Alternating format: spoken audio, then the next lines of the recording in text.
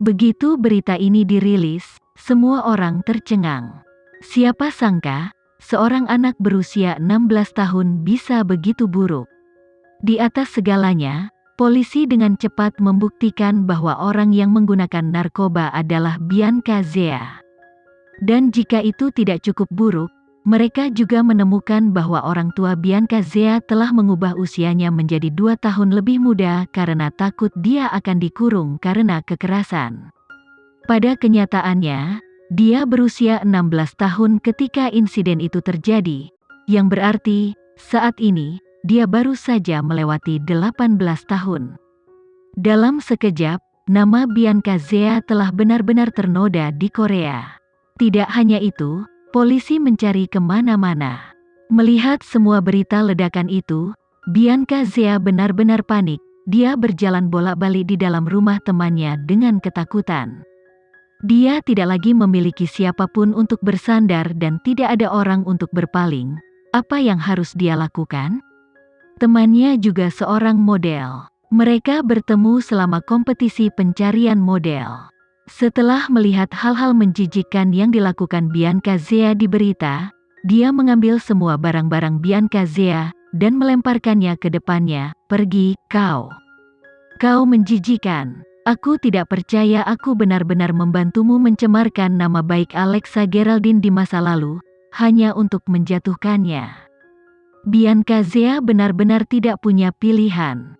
Melihat temannya tidak lagi ingin membantunya, dia segera berlutut di lantai dan memohon, "Diandra, aku mohon padamu, jangan mengusirku. Jika aku pergi ke sana, aku pasti mati. Para wartawan dan polisi tidak akan membiarkan aku pergi."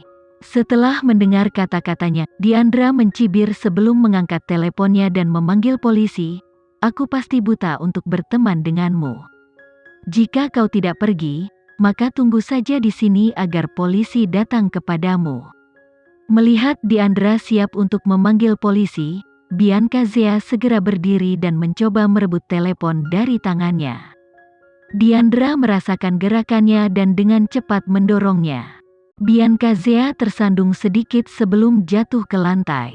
Namun, wajahnya tergores melewati sudut meja kopi saat dia jatuh, meninggalkan luka berdarah di pipi kirinya. Bianca Zea secara naluriah menempatkan tangannya di pipi kirinya. Dia sangat kesakitan sehingga dia hampir pingsan. Namun, temannya tidak menurunkan teleponnya. Setelah itu, dia juga memanggil ambulans sebelum berkata kepada Bianca Zea, "Ketika polisi tiba, aku akan dengan jujur memberitahu mereka bagaimana kau terluka, karena aku tidak sepertimu." Setelah berbicara, dia mengeluarkan persediaan medisnya untuk mencoba membantu dan menghentikan pendarahan Bianca Zea. Tentu saja, dengan luka horizontal yang panjang di pipi kirinya, kecuali dia melakukan operasi plastik, dia pasti akan memiliki bekas luka yang mengerikan dan sangat jelas. Jam 7 malam, polisi akhirnya tiba di rumah Diandra dan menangkap Bianca Zea. Adapun cedera Bianca Zea, Diandra mengingat seluruh insiden dari awal hingga akhir. Anak yang jujur dan berpikiran jernih itu segera dipuji oleh para netizen. Bukan hanya ini, mungkin karena karma, dari semua tempat yang bisa saja terluka, Bianca Zea sebenarnya sudah terluka di wajahnya. Para netizen mencemooh bahwa dia telah menggunakan wajahnya untuk menyebabkan begitu banyak masalah bagi Alexa.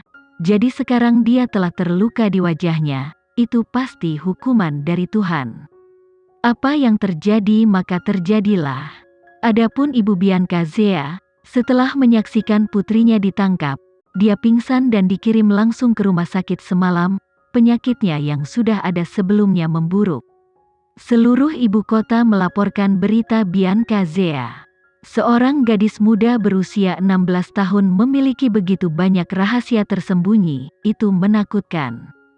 Berita itu membuat banyak orang merenungkan diri mereka sendiri, terutama dalam hal mengasuh anak. Chelsea juga di rumah sakit. Melalui TV di kamarnya, dia memperhatikan perkembangan berita Bianca Zea. Pada saat ini, selain terkejut, dia sangat takut. Karena nasib Bianca Zea sangat menyedihkan, dia tidak bisa tidak mulai khawatir tentang dirinya sendiri. Dia baru saja kehilangan pekerjaannya, dan sumber penghasilan utama rumah tangganya telah berhenti. Namun, ibunya lumpuh di tempat tidur. Meskipun dia punya adik laki-laki, dia hanya mampu untuk mengurus dirinya sendiri. Mulai sekarang, apa yang harus dia lakukan? Dia harus cepat mencari pekerjaan.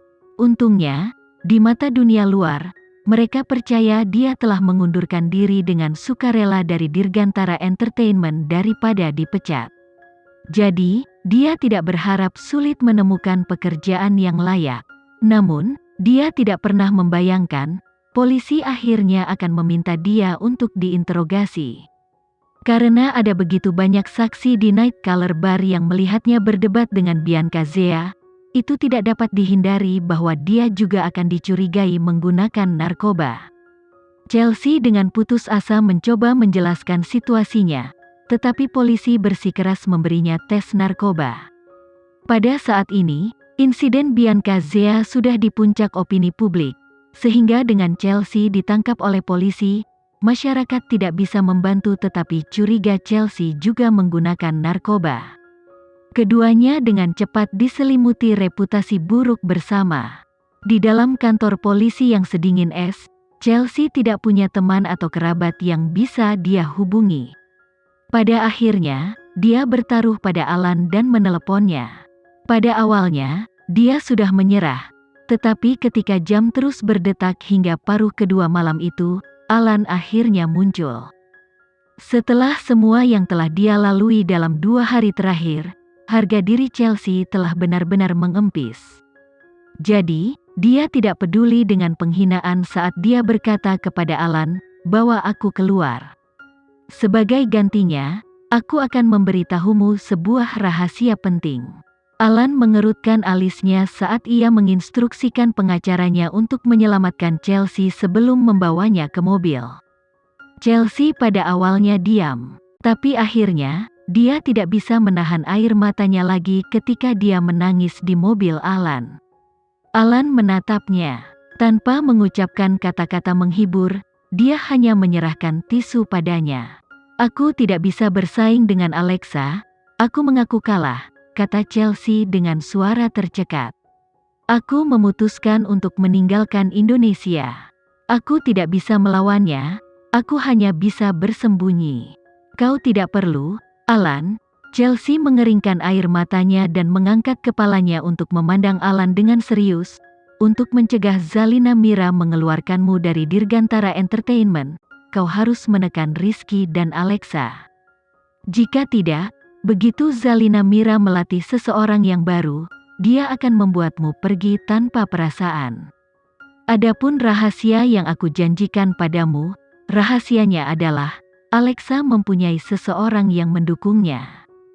Alan terkejut. Editor Bulan memberitahuku ini, dan kenyataan telah membuktikan, apa yang dia katakan itu benar.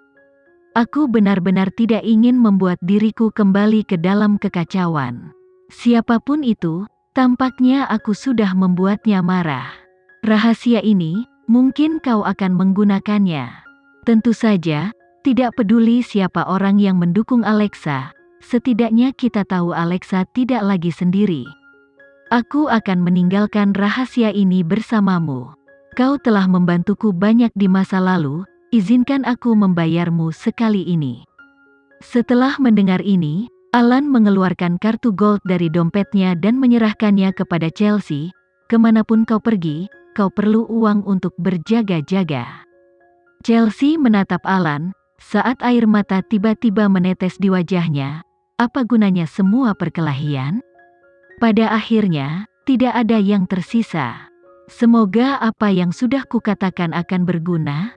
Ekspresi Alan sedikit rumit. Terutama setelah menyaksikan kekalahan Chelsea, ia memiliki perasaan yang tak terlukiskan di lubuk hatinya. Jadi, ketika dia membuka mulutnya, tidak ada kata yang keluar. Setelah Chelsea tenang, dia akhirnya bertanya, "Kemana kau akan pergi?" "Aku akan mengantarmu." "Tidak perlu." Chelsea menggelengkan kepalanya. "Alan, Meskipun aku telah melakukan begitu banyak hal buruk padamu di belakangmu selama bertahun-tahun, semua yang telah aku lakukan adalah karena kau membuatku menggugurkan anak kita. Jadi, aku tidak pernah merasa bahwa aku berutang padamu apapun. Setelah berbicara, dia membuka pintu mobil dan pergi. Adapun Alan, yang tertinggal pikirannya berantakan.